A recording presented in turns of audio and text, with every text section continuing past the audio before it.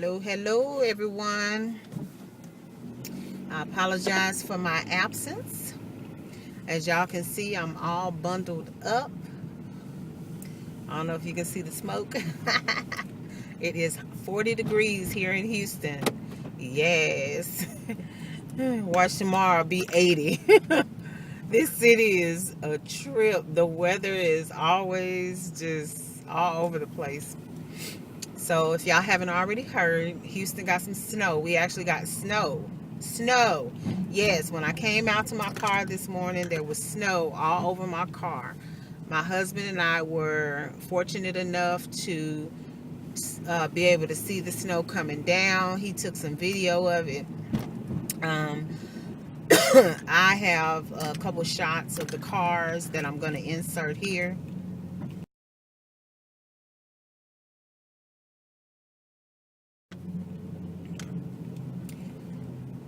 My car was covered in snow.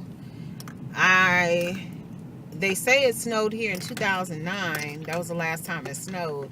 But I remember ice. I don't necessarily remember snow. The last time I remember snow, it was long before 2009. I want to say it was like maybe 2006 or something like that.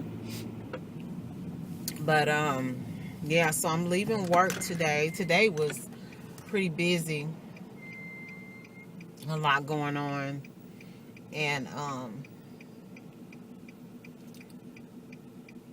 not really sure what's going on because I was looking at this traffic is all backed up.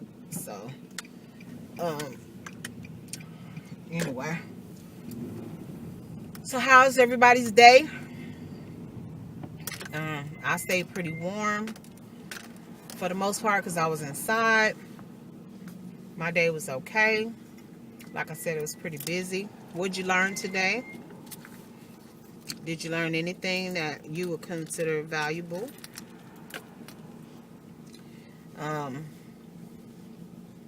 So my lesson for the day is to remember that not everyone has your same priority. And in other words, your priority is not the same as somebody else's priority. So you have to, priority helps you to organize the different urgencies in your life. So what may be important or considered priority to you is not priority to somebody else. So they may not experience the same sense of urgency that you do. And that's okay because, you know, it's the same. It can go both ways. Like I said, I do apologize for my absence. I had some videos banked for Vlogmas. I'm going to have to do a few videos to kind of catch up. Today is just my regular vlog day. I did miss shout out, YouTuber shout out Tuesday. But I am definitely going to be doing another, today is Friday, so maybe we'll do the shout out on Saturday. We'll have to see because as you saw, one of the videos that I posted was my empty townhouse tour. So I have been moving all week long, very, very busy. Got everything moved, and so now we're in the unpacking stage. And so I am not ready to post a video of what it looks like now, but eventually I can honestly say that I may not get to it before the end of the year because I want to take my time and decorate the way that I want to decorate, and I don't want to rush and just be putting stuff up so that I can post a video because that's where I live. So I won't be showing every single thing, but I will be giving you a general idea of the color schemes and stuff that I choose to go with. I do know because I had talked to my husband, some of the colors that we had in the place where we just moved from, I won't be using. I'm actually going to be going with a completely different color scheme. So we'll see how that goes. I hadn't quite decided what that is, but I'm going to figure it out along the way. Anyway, so since we are dealing with a change in weather, where you all live, what would you say would be the most extreme weather that you've experienced? Now, Houston just went through Harvey, and now we got snow. So to me, if I were asked the question, I would say that the two are interrelated. I believe that Harvey played a huge factor in how the weather was going to be for the rest of the year. That's my opinion. That may not be accurate. I don't know. I'm not a meteorologist. Don't profess to know the weather, but that's the way that my mind has rationalized why we got snow. So where did you live, or where do you currently live, where the weather was you experienced an extreme weather situation? Now, my husband was in the Navy, and because he was in the Navy, we lived in a couple of places. One of the places we lived was in Bremerton, Washington, which was about 45 minutes from Seattle. If you go across Puget Sound, not that far from Tacoma. And so at some point we moved out of Navy housing into our own apartment, and we lived in an apartment that was actually uphill. So you went up the hill like this, and then it leveled out, and then you went up again and around to get to our actual building. And so because of the fact that we were not from Washington, we didn't know that it snowed, nor did we know how bad it snowed, and we didn't know that you needed chains. So because most of the people that we lived around were military, they were not from Washington, so they didn't know either. So there was really, I don't know how long it was before this was within the first year of us living there, so I don't know how long it was before we actually met locals who were close enough to us to kind of give us the skinny on Tacoma, Tacoma, Seattle, and Bremerton. But the people that we mainly spent time around were other people like us who didn't know anything about the weather. So we had to go out and buy, plenty of outerwear and things like that in order to make sure that we were okay. We didn't buy chains. But as we were coming home one day, we had sense enough to know, because the snow was so bad and the ice and all that stuff was so bad, we knew that our car was not going to make it up the hill, the first hill, much less the second hill to for us to get home. So we were going to have to walk.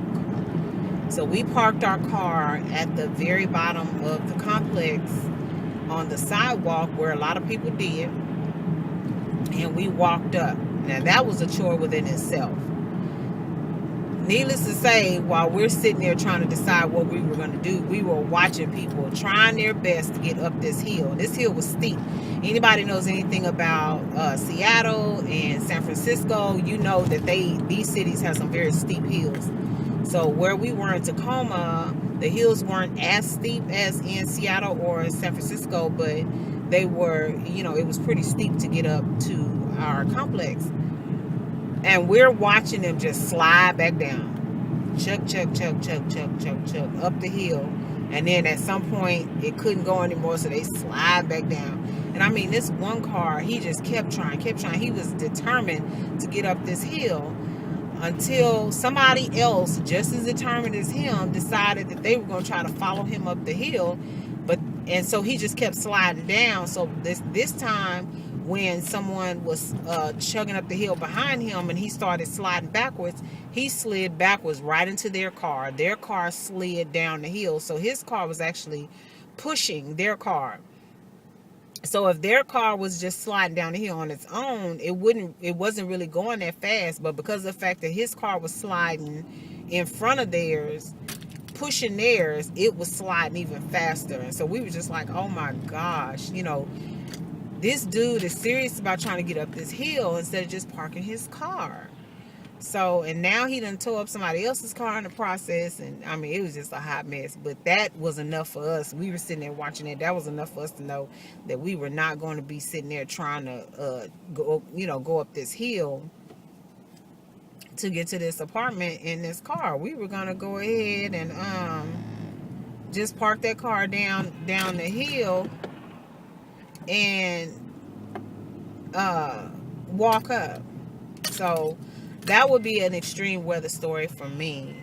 I think that's probably the outside of earthquakes, that's probably the most extreme that I've ever experienced. So y'all share with me what you would consider an extreme weather story.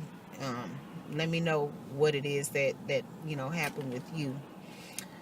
So anyway, I just want to stop in and say hello to everyone and just let y'all know that I miss recording, but I have been so busy, and I'm in so much pain because my body was just not used to all of that moving around and trying to get this stuff situated. We did hire movers, but their primary responsibility was getting all the big stuff, and we still had to get all this other stuff, so it wasn't just packing, it was actually packing and moving and whatever else. So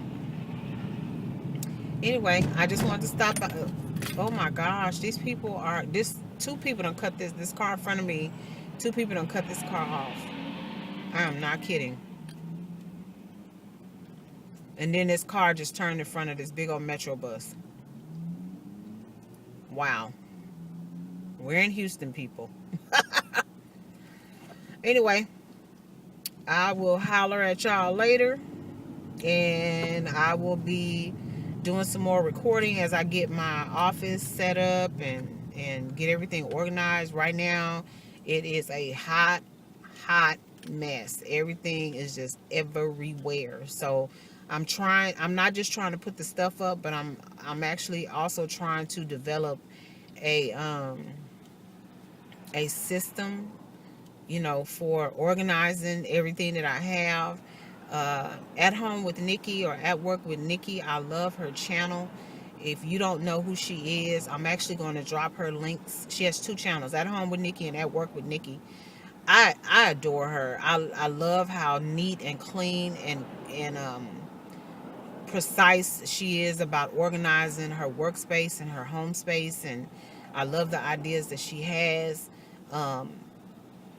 Everything is just so beautiful, the way that she puts what she's doing. And so I've been watching a lot of her videos. I actually have some of her videos that I'm going to be that I saved in a playlist that I'm going to revisit so that I can kind of refresh my memory about what she did, because I want to try to do my own play on how she organized everything. So I'll drop the links to her channel below, and y'all need to go show her some love and check her out and let her know that I sent you over.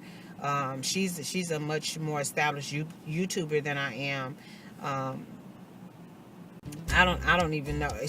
Everything about what she does is so elegant. I just love it. And so I can only hope to organize my home space and my workspace as well as she did. So, and I'm a neat freak and an organization freak myself, but some of the ideas that she came up with I'd never seen before. So I'm just so excited. So anyway, I'll drop her links below, and I will holler at you guys another time. So as always, love yourself, love somebody else. And until next time, take care.